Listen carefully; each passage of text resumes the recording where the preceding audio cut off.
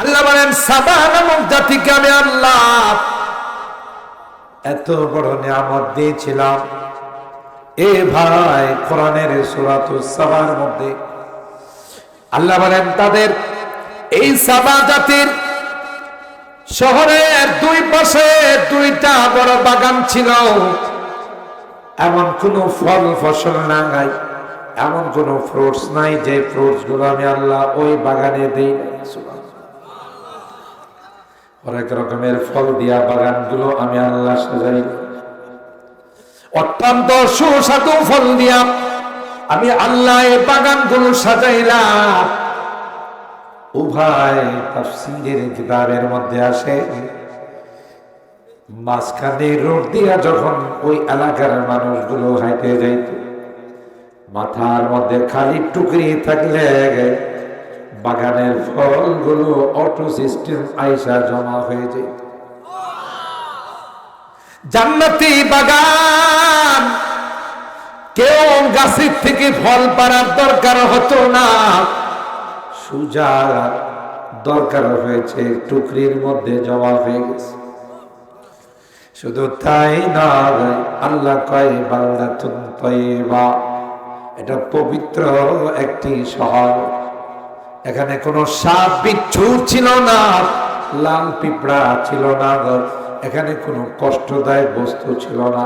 এমনকি বাহির থেকে কোনো মহিলা যদি মাথায় উকুন নিয়ে ওই শহরের মধ্যে প্রবেশ করত, হাওয়া লাগার সাথে সাথে তার মাথার উকুন গুলো মরে যেত।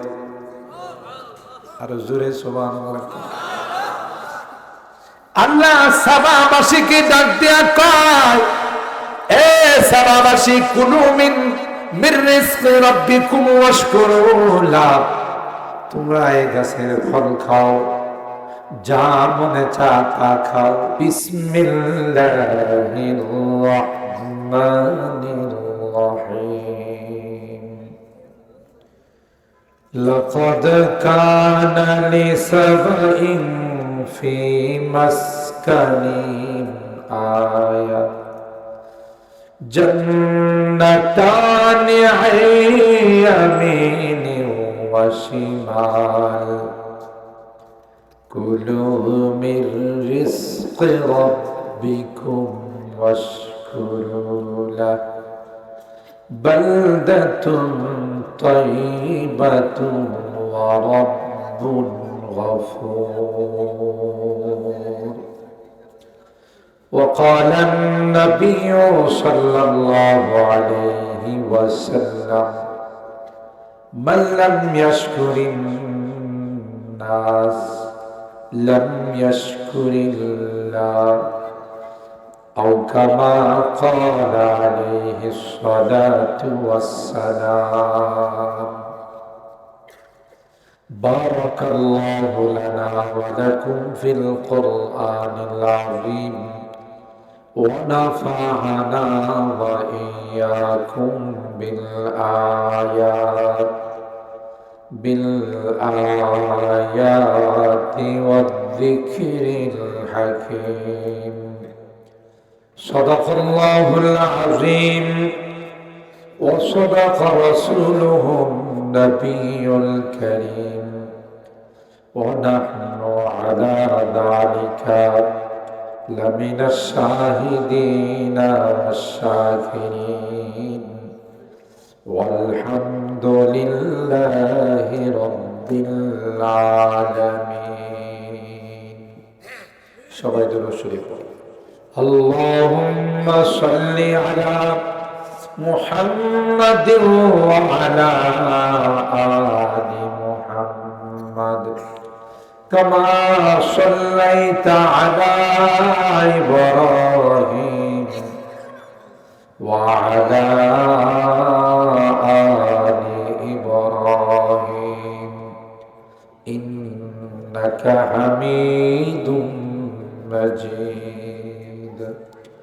اللهم بارك على محمد وعلى آل محمد كما باركت على إبراهيم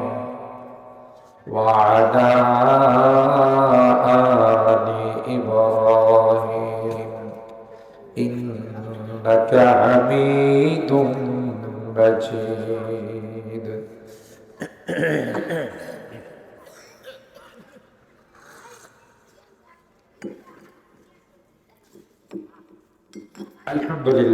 আলহামদুলিল্লাহ।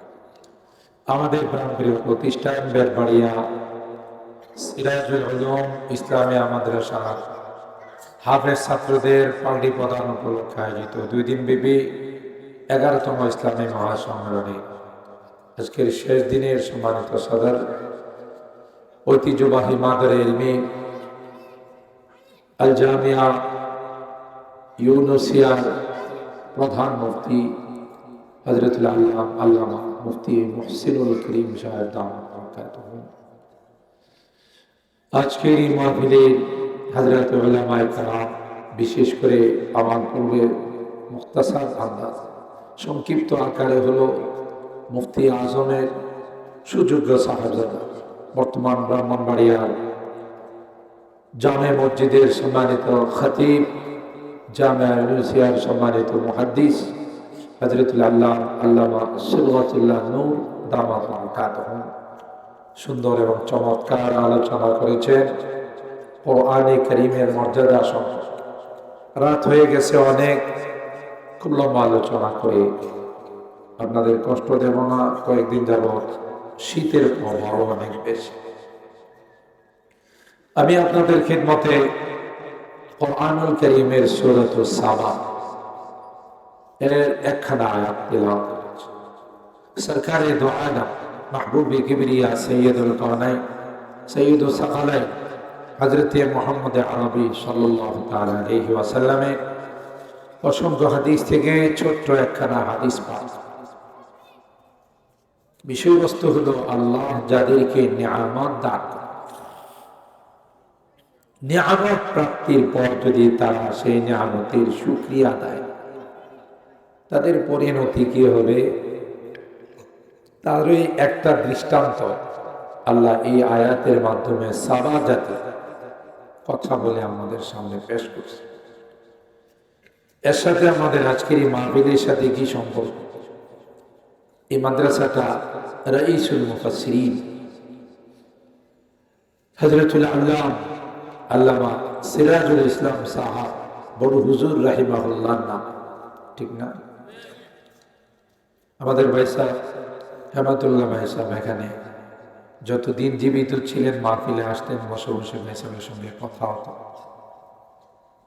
আজকে আসার পরেই প্রথমে খুব কষ্ট লাগছে যে ভাই সাহেব যদি আজকে দুনিয়াতে থাকতেন তাহলে এই মাহফিলের সভাপতি, কোথাও যাইতেন না, কিন্তু আপনাদের বেতবাড়ি আর এই মাদ্রাসাকে এত ভালোবাসতেন, তিনি এখানে অনেক কম সময় বসে সভাপতির আসন অলঙ্কিত করতেন, ঠিক না?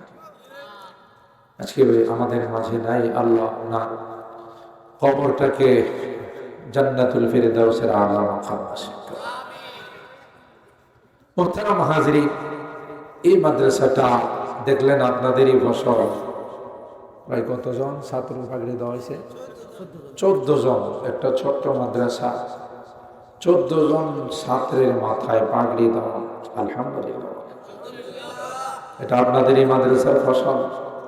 হাফেজ সাহেব হুজুর অনেক মেহনত করে এই ছাত্রগুলোকে বানাইছে। আবার এই মাদ্রাসাতে উন্নত মানের লেখাপড়া হচ্ছে বিধায় আমরা অনেকগুলো ছাত্রের হাতে পুরস্কার তুলে দিয়েছি, ঠিক না?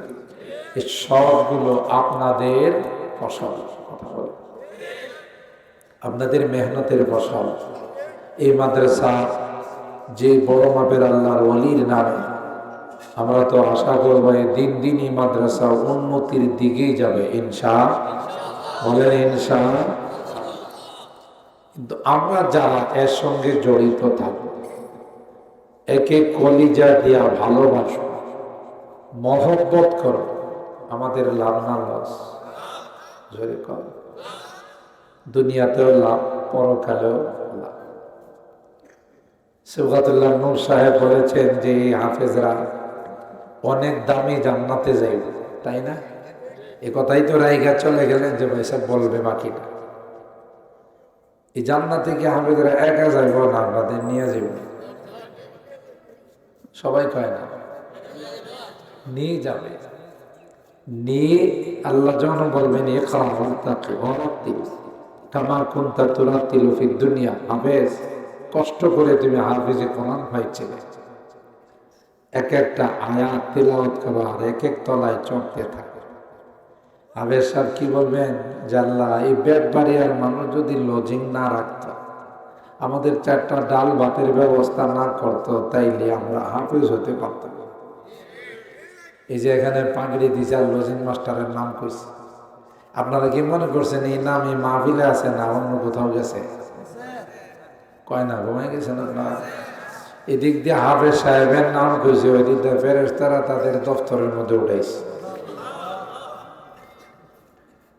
যে হাফেজকে আপনার হাতের পাকানো ডাল ভাত খাওয়া হাফেজ বানাইছে, এই হাফেজকে এত নিমুখ খারাপ আপনাদের সারা চলে দিব কথা কার? আল্লাহ যখন বলবেন হাফেজ এক একটা আয়াত তিলাওয়াত কর আর এক এক তলার দিকে চড়তে থাক, হাফেজ বলবে না না, যাদের অবদানে আমরা হাফেজ হয়েছি, যাদের মায়ায়, যাদের মহব্বত আর ভালোবাসায় হাফেজ হয়েছি, এদেরকে ছাড়া তোমার জান্নাতে যাব না। বুঝলে, নিমক খারাপ হবে। জাগিরদার, লজিং মাস্টার যারা আপনারা এই মাদ্রাসায় দান করছে, এই যে মসজিদরা বেশি দিন হয়েছে, বেতবাড়িয়ার মানুষ এত অর্থশালী না, এত টাকা পয়সা না, কিন্তু কলিজাটা অনেক বড়, কথা বলে না। এখানে মাদ্রাসার মাহফিল করে, মসজিদের সামনে 3 দিন 4 দিন তাফসীর করে, আবার উত্তর পাড়ার যুবকরা মাহফিল করে, কথা বলে না। ছোট্ট একটা গ্রাম, আন্তরিকভাবে মহব্বত দিয়ে, ভালোবাসা দিয়ে আপনারা মসজিদ, মাদ্রাসা, তাফসীর এই সমস্ত জিনিসগুলো আপনারাই করে যাচ্ছেন। কি মনে করেন আপনাদেরকে ছাড়া আলেম ওলামারা জান্নাতে যাবে, হাফেজরা জান্নাতে যাবে? আল্লাহ বলবেন হাফেজ, এ হাফেজ যা যা, তোমাকে আমি অধিকার দিলাম রে এমন 10 জন যাদের উপর জাহান্নাম ওয়াজিব হয়ে গেছে, তাদেরকে নিয়ে সোজা আমার জান্নাতে চলে যা। চিন্তা করছেন, কেবলমাত্র হাফেজ, হালালকে হালাল, হারামকে হারাম, 10 জনের পাওয়ার থেকে। আর যারা হাফেজ হয়ে আলেম, এদের পাওয়ারটা কি কম থাকবে না বেশি থাকবে? আরো জোরে বলে। শুধু তাই নয়, আল্লাহর পয়গম্বর বলেন, মান কোরআন কুরআনা ওয়া আমিলা বিমা ফীহি উলবিসা ওয়ালিদাহু তাজাই ইয়াউমাল কিয়ামা দাউহু আহসানু মিন দাউইশ শামস লাউ কানাত ফী বুয়ুতিকুম ফামা যান্নুকুম বিল্লাযী আমিলা বিহাযা। এ মুসলমান, আল্লাহর পয়গম্বর কয়, আজকে মাহফিলের মধ্যে হাফেজে কোরআনের মাথায় পাগড়ি দেওয়া হয়েছে রে, বিশাল মাহফিলের মধ্যে যেখানে স্বয়ং আল্লাহর সভাপতি হবে।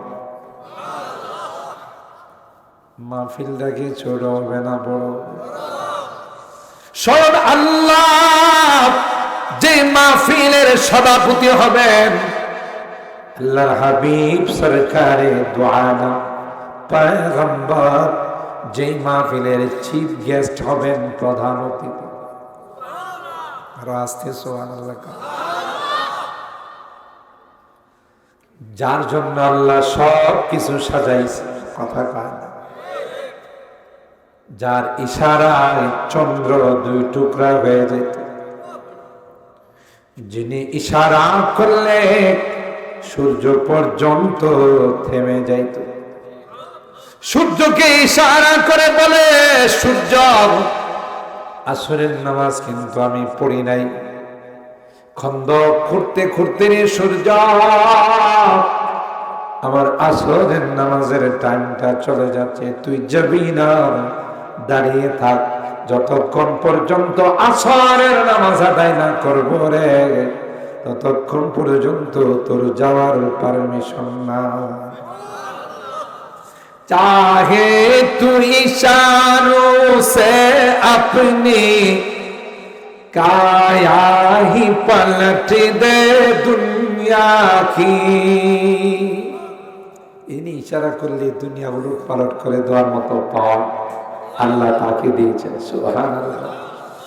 चाहे तू इशारों से अपनी काया ही पलट दे दुनिया की, ये शान है खिदमतगारों की, ये शान है खिदमतगारों की।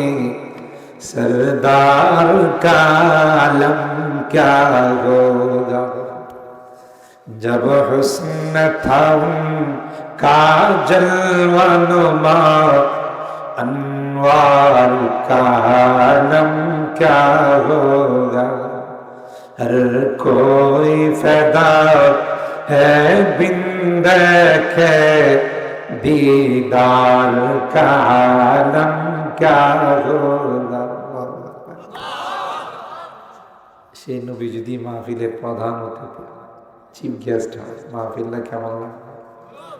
সুবহানাল্লাহ। দাউদ নবীরে আল্লাহ বলল, তোমার কণ্ঠটা এত সুন্দর ছিল, তুমি শনিবার করে তোমার উপর নাযিল করা জবুর কিতাব তিলাওয়াত করো, মাছগুলো সমুদ্র থেকে আইসা তোমার তিলাওয়াত শুনতো আর লাফাইতো। জঙ্গলের পশুগুলো আইসা চুপচাপ বসে বসে তোমার তিলাওয়াত শুনতো আর মাথা নাড়ায় সমর্থন জানায়। আকাশের পাখিগুলো তোমার তিলাওয়াত শোনার জন্য ডালে বসে থেকে আজকের এই মাহফিলে তোমাকে তিলাওয়াত করতে হবে। সুবহানাল্লাহ। কেমন হবে সেই মাহফিল, যে মাহফিলের সভাপতি হবেন স্বয়ং আল্লাহ। আপনাদের মনে মনে একটা প্রশ্ন আসতে পারে, বাপরি বাপ, ওখানে এতগুলো মানুষ উপস্থিত হবে, না জানে আমি আল্লাহরে দেখতে পারবো কিনা, আমার সিটটা যদি একবার লাস্টে হয়, কথা কয় এত জাম লাগবে, যে জাম লাগার কারণে আমি যদি আল্লাহরে দেখতেই না পারি, ওই মাহফিলে গিয়া লাভ কি? ঠিক না? আল্লাহ বলেন না, গোটা মাহফিলের ময়দানটা এমন ভাবে আল্লাহ সাজাবেন, সামনে বৈশা যেরকম দেখা যাবে, পিছনের তিনি তার চেয়ে আরো ভালো দেখবেন। আল্লাহ এমন সুন্দর ব্যবস্থা করবে, কে? আল্লাহ। সেই মাহফিলে হাফিজে কোরআনের বাবা মাকে আল্লাহ ডাকবেন, আল্লাহু আকবার। হাফিজে কোরআনের মা বাবাকে ডাক দিয়ে আল্লাহ বলবেন, তোমার সন্তান আমার কালাম সিনার মধ্যে ধারণ করেছে, 30 পারা কোরআন তার সিনার মধ্যে সংরক্ষণ করেছে। আজকে আমি আল্লাহ তোমাদের মাথায় নিজ হাতে নূরের মুকুট পরাই দেব। কেমন নূরের মুকুট হবে? দাউহু আহসানু মিন দাউইশ শাম লাউ কানাত ফি বুয়ুতিকুম। আল্লাহর হাবিব কয়, এই নূরের মুকুটের আলো হবে, সিবগাতুল্লাহ নূর সাহেব বলেন না, একটা হীরকখণ্ড, একটা হীরকখণ্ডের দাম যদি এত হয়, যে মুকুটটা টোটাল নূর দিয়া বানানো হবে, তার দাম কত? এমন আলো হবে, এমন ফোকাস মারবে, যদি সূর্যটা কাহারো ঘরে ঢুকে যায়, সূর্যটা যদি কাহারো ঘরের মধ্যে বন্দী হয়ে যাবে, তার আলোটা কম হবে না বেশি? বর্তমানে সূর্য কি বেদবাইরার থেকে উড়ে, বিশ্ব রোডের মোড়ের থেকে, আশুগঞ্জের থেকে, সূর্য তা কোটি কোটি মাইল দূরের থেকে আলো দেয়। সেই আলোর কারণে গোটা পৃথিবী আলোকিত হয়ে যায়। সেই সূর্যটা যদি কারো ঘরের মধ্যে ঢুকে যায়, তাইলে আলোটা কি পরিমাণ হবে বর্ণনা দেয়া কোলানো যাবে। আল্লাহ বলেন তার মতো নয়, তার চাইতে অনেক অনেক বেশি আলোকিত হবে। ভাগ্যবান খুশনসিব ওই মা বাবা, যে মা বাবার একটা সন্তান হাফেজ। তার গর্ব দেখে গোটা বিশ্বের মধ্যে কিয়ামতের ময়দানে সবার সামনে আল্লাহ যখন নূরের মুকুট পরিয়ে দিবে, আফসোস করে বলবে আমার প্রত্যেকটা সন্তানকে কেন হাফেজ করা হয়। এখন তো বুঝে না, এখন বুঝে না, মনে করে ফকিরি ভরা ভরায় লাভ কি, ঠিক না? ফকিরি ভরা ভরা। একসময় এই স্লোগানটা খুব বেশি ছিল, নেগেটিভ স্লোগান। বলা হয়তো মাদ্রাসাগুলো ব্যাঙ্গের ছাতার মতো বাজাইতেছে, মাদ্রাসায় যারা পড়ে এদেরকে সন্ত্রাস, জঙ্গিবাদ, মৌলবাদ। ইনশাআল্লাহ কিয়ামত পর্যন্ত বাংলাদেশে আর এই স্লোগান কেউ দেওয়ার সাহস পাবে না। কথা কয় না? তবে এই সময় শেষ। এটা মুসলমানের বাংলাদেশ, কথা বলেন ঠিক কিনা? যারা মুসলমানিত্ব সমর্থন করে কোরআন মাইনা, ইসলাম মাইনা, আলেম ওলামাদেরকে মাইনা চলবে, তারাই থাকবে। ভালো না লাগলে পিয়ারে হিন্দুস্তান মে চলে যাও। কথা ঠিক না? পিয়ারে হিন্দুস্তান মে চলে যাও। এতদিন মনে করছো নত জানো, আজকে একটু লং মার্চ করে দেখাই দেওয়া হয়েছে যে আমরা বাঘের বাচ্চা। কথা কার?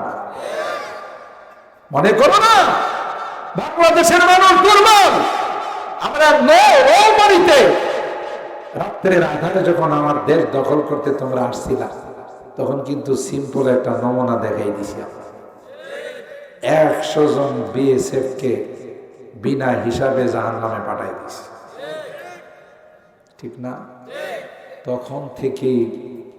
তখন থেকে দাদারা চিন্তা করছে, বাপরি বা বাঙালি জাতি শুরু লুকিব, সাহস তো বেশি। বাংলাদেশের সেনাবাহিনী বিশ্বের যে কোনো শান্তি মিশনে গিয়ে তারা সবচাইতে বড় পুরস্কারটা নিয়ে আসে। যে দুর্গম এলাকায় আমার দেশের সেনাবাহিনী কাজ করে, শান্তি প্রতিষ্ঠা করে, কোনো দেশের সেনাবাহিনীরই সাহস হয় না। তাহলে কি এটা বাংলাদেশের আয়তন ছোট হতে পারে, এটাকে চট্টগ্রামে কয় আরিয়ন, ছোট, মেডাউন, গড়গুটাউন। কথা কয় দেখতে ছোট হইল, সাহস কিন্তু অনেক বেশি। কথা কয় না। আর ব্রাহ্মণবাড়িয়ার সাহসের কথা তো বাংলাদেশে সবখানি কয়। কথা কয় না।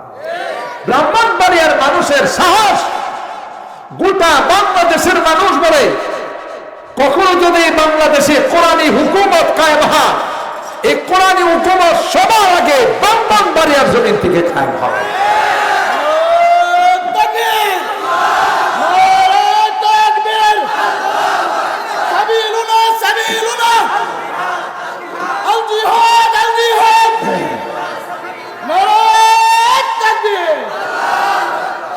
সম্মানিত কোরআনের দেশ, গোটা বিশ্ব এখন বাংলাদেশকে সালাম জানায়। গোটা বিশ্ব সালাম। বাংলাদেশের কোরআনের পাখিরা 200-300 রাষ্ট্রকে পিছনে ফেলে 1 নম্বর স্থান অধিকার করে। বাংলাদেশের লাল সবুজের পতাকা বিশ্বের মধ্যে উদ্দিন করে। কি মনে করছে কোরআনের দেশ হিসাবে আমাদের দেশের পরিচিতি?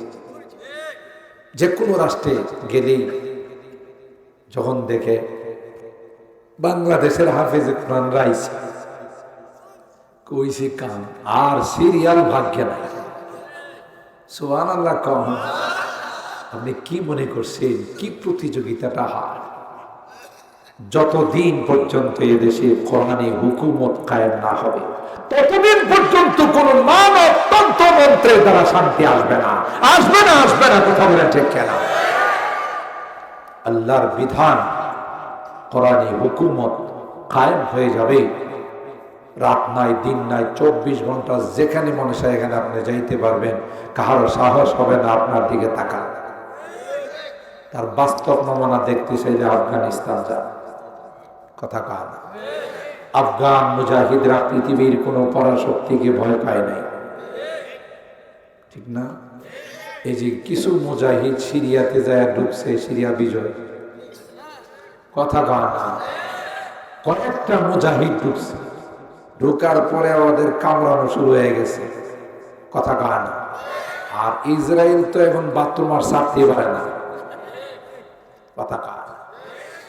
ওই দিন বেশি দূরে নয় যেদিন আফগান মুজাহিদদের সহযোগিতায় ইসরায়েলের হানাদেরকেও শায়েস্তা করা হবে। আর এটা লক্ষণ গজওয়াতুল হিন্দের। সামনে হাদিসের ভাষ্য অনুযায়ী বাবু গজওয়াতুল হিন্দ, আল্লাহ নবী বলে গেছেন একটা সময় আসবে গজওয়াতুল হিন্দ মানে হিন্দের যুদ্ধ শুরু হয়ে যাবে, হিন্দুস্তানের যুদ্ধ শুরু হয়ে যাবে। আপনারা দেখেন এই ইন্ডিয়া একটা অজাগরা রাষ্ট্র, এই অজাগরা রাষ্ট্রের পাশে একটা রাষ্ট্র এনে মালদ্বীপ, এরপরে ভুটান, নেপাল, যতগুলো রাষ্ট্রকে এরা তাদের কররাজ্য বানায় রাখছিল সবগুলো লাথি দিয়া চলে আসছে। কেন? তাদের এই সমস্ত বৈরী আচরণের কারণে। আমরা ইন্ডিয়ার বিরোধিতা করি না, কারণ ইন্ডিয়াতে আমাদের আকাবের আছে, দেওবন্দ মাদ্রাসা আছে, ইন্ডিয়াতে আমাদের চেয়ে অনেক বেশি মুসলমান আছে।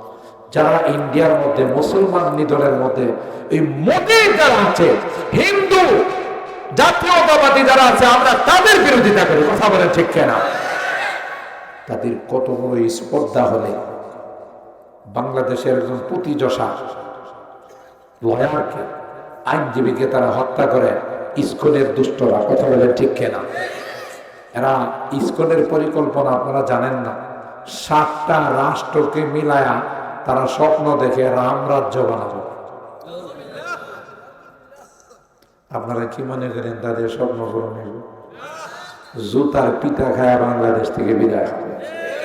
আর আগের দিন নাই, কথা বলেন ঠিক কেনা? যে তোমাদেরকে প্রশ্রয় দেওয়া হবে, এই দিন নাই। সম্মানিত সুধী, আমার এই ছোট্ট বাংলাদেশ আল্লাহ তাআলা আয়তনে ছোট বানাইলেও এ দেশের মান মর্যাদা কম না বেশি।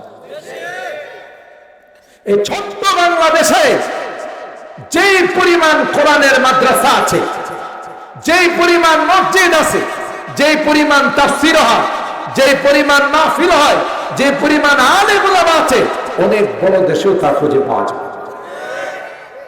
কথা বলেন ঠিক কি? এটা বিশেষ করে আল্লাহর নিয়ামত, ঠিক না বেঠিক?